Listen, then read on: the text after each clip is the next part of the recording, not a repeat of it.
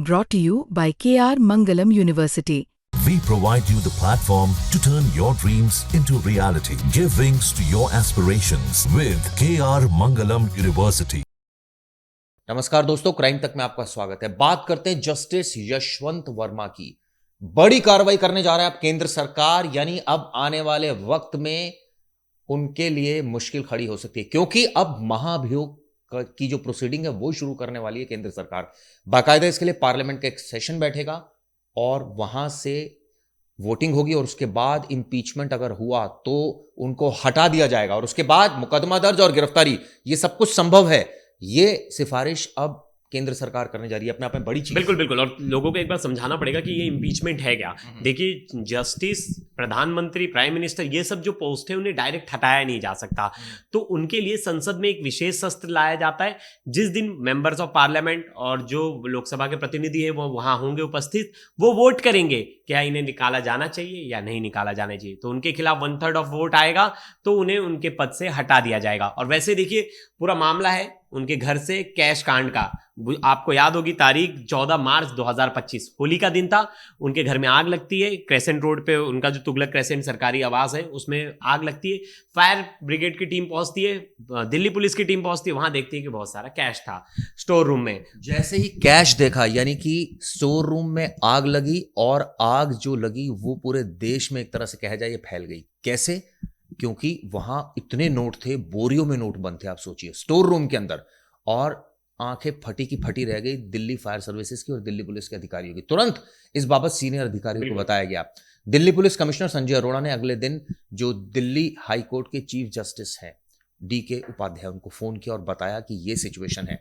अब आप देख लीजिए अपने हिसाब से, क्योंकि हमने ये सारी चीजें पाई हैं। इसके बाद 3 सदस्यीय जजेस की, जो सीनियर मोस्ट जजेस थे, उनकी कमेटी बनी जिन्होंने अपनी रिपोर्ट दाखिल की और रिपोर्ट में भी कहा बिल्कुल कैश मुझे।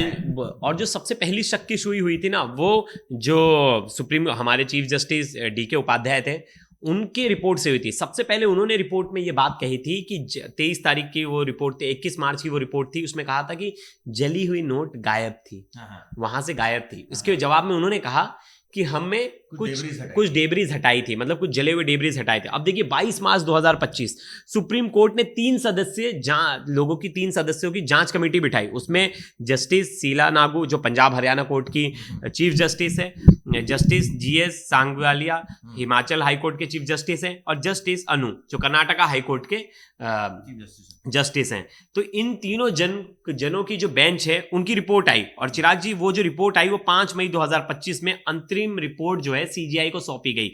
उस रिपोर्ट में उन्होंने ये पुष्टि की कि इनके घर से कैश बरामदगी हुई थी। और देखिए, जो शुरुआत में क्लेम किए जा रहे थे जस्टिस वर्मा की तरफ से, मुझे याद है एक लेटर जस्टिस वर्मा ने लिखा था DK उपाध्याय, जो chief justice Delhi high court थे, उनको लिखा था और ये कहा था कि मुझे नहीं पता, मैंने नहीं देखे नोट, मुझे नहीं पता है नोट वहां कैसे हैं, मैंने तो देखे तक नहीं नोट। ये तमाम बातें कही गई। ये तक कहा उन्होंने कि मेरे खिलाफ साजिश है, कि किसी ने साजिश रची है, अब इसकी जांच होगी। लेकिन जब सारी चीजें क्लियर हुई, 3 सदस्यीय पैनल की जब रिपोर्ट आई और कहा कि कैश तो मिला है आपके यहाँ, तो जस्टिस वर्मा ने कहा मैं इस्तीफा नहीं दूंगा। यही वजह है कि अब महाभियोग लाया जाएगा और अब जांच होगी। बिल्कुल बिल्कुल। और देखिए CGI, क्योंकि अब कैसे पता चलेगा वो कैश किसका है, क्योंकि उन्होंने तो हेमंत, कैश तो है एक, हाँ, हेमंत जी ने तो मना कर दिया। उन्होंने कहा कि ये मेरा कैश नहीं है। यशवंत जी ने तो मना कर दिया, मेरा कैश नहीं है। मतलब ये किसी ना किसी का तो कैश है। अब उसके लिए लेकिन आरोप इनके घर पे लग रहा है, मतलब इन पर लग रहा है। तो इनके रहते हुए इन्वेस्टिगेशन कैसे होगी?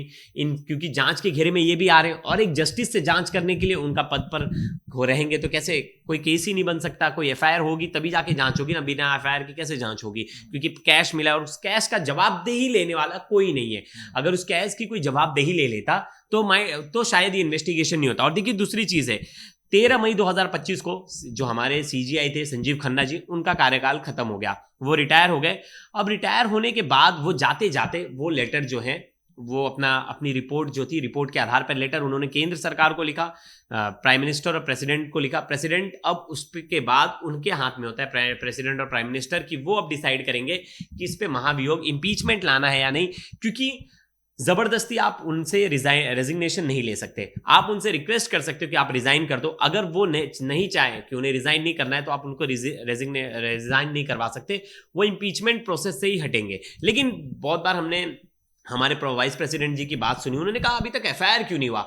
वो कह रहे हैं कि ऐसा कोई क्लॉज नहीं है, आप सुप्रीम कोर्ट के एक जजमेंट के बिहाफ पे आप अगर जस्टिस लोगों के खिलाफ अगर केस नहीं होगा फिर कैसे पता चलेगा। लेकिन एट द एंड आप देखिए जो कार्रवाई हो रही है वो तो वैसी ही हो रही है जो हमने शुरुआत से ही कही थी कि इंपीचमेंट लाया जाएगा, ठीक वही कार्रवाई हो रही है। यानी कि वाइस प्रेसिडेंट वाइस प्रेसिडेंट ने जरूर बोला कि एफआईआर दर्ज होनी चाहिए, लेकिन तब भी नहीं, एज पर लॉ ही काम हो रहा है। अच्छा, मैंने एक चीज नोटिस की इस केस में, कल 2 दिन पहले एक पीआईएल लेके एक एडवोकेट पहुंचा और उन्होंने कहा जो रिपोर्ट है वो सार्वजनिक कर दी जाए। उन्होंने आरटीआई भी डाला था जिसके पक्ष में जवाब आया कि नहीं, उनकी रिपोर्ट्स हम सार्वजनिक नहीं कर सकते क्योंकि इससे बहुत बार मतलब उन्होंने 2-3 दलीलें दी कि इससे कोई वो नहीं है, मतलब सामाजिक इंटेंशन नहीं है इससे कुछ किसी का वो करना, बस एक अटेंशन के लिए उस रिपोर्ट की ये मांग कर रहे हैं कि सार्वजनिक हो जाए। मुझे लगता है लेकिन जैसे चीफ जस्टिस संजीव खन्ना ने रिपोर्ट सार्वजनिक की थी, जो पहली रिपोर्ट जो पुलिस की वीडियोस थी वो सब सार्वजनिक की थी, मुझे लगता है इस रिपोर्ट को भी सार्वजनिक करना चाहिए। पता तो चलना चाहिए चिराग जी सबको कि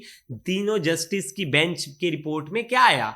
वैसे तो हम लोग इतने सारे कितने बड़े बड़े केस होते हैं, उनकी रिपोर्ट सीबीआई की रिपोर्ट आती है पब्लिक में, वो सब चीजें फैल जाती हैं, कोर्ट में क्या प्रोसीडिंग हो रही है वो लोगों तक बात पहुंच जाती है, लेकिन ये इतनी गुपचुप तरीके से हो रहा है। लेकिन लोग ये सोच रहे थे, कई अधिकारी ये बोल रहे थे ऑफ द रिकॉर्ड कि कुछ कार्रवाई नहीं होगी, लेकिन देखिए आप कार्रवाई हो रही है, इंपीचमेंट की प्रोसेस शुरू होने वाला है आने वाले दिनों में। यानी यशवंत वर्मा के लिए संकट की बात है, उनको हटाया जा सकता है, इसके बाद मुकदमा दर्ज होगा, इसके बाद जांच होगी और इसके बाद बताना तो पड़ेगा कि कैश आपके घर से तो मिला है, ये तो कंफर्म है मिला है कैश। वो किसका कैश है, आपका नहीं है, किसका कैश है, इसकी जांच होगी। हालांकि 3 सदस्यीय जो जजेस का जो पैनल था उन्होंने डिटेल में इन्वेस्टिगेशन करी, एक सीसीटीवी फुटेज चेक किया, स्टाफ गार्डनिंग डिपार्टमेंट जो उनका था वहाँ, जो पैरामिलिट्री फोर्सेस के जवान तैनात थे उनसे पूछताछ हुई, उनके निजी स्टाफ से पूछताछ हुई, उनके घर वालों से पूछताछ हुई, यहाँ तक कि दिल्ली पुलिस कमिश्नर से भी पूछताछ आप सोचिए की।